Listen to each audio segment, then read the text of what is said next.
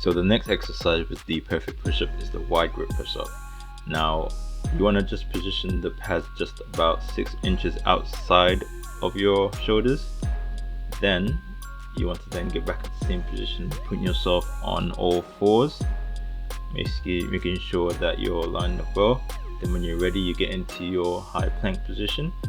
And what is important is still lower your body, but at the same time make sure your elbows at no point are actually horizontal. You do not want that, because that will cause you injury. You want to make sure they're at an angle facing backwards and never fully horizontal.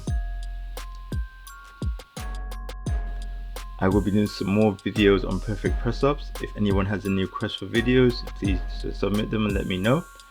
Thanks for watching. Comment and subscribe. Follow us on social media and stay safe.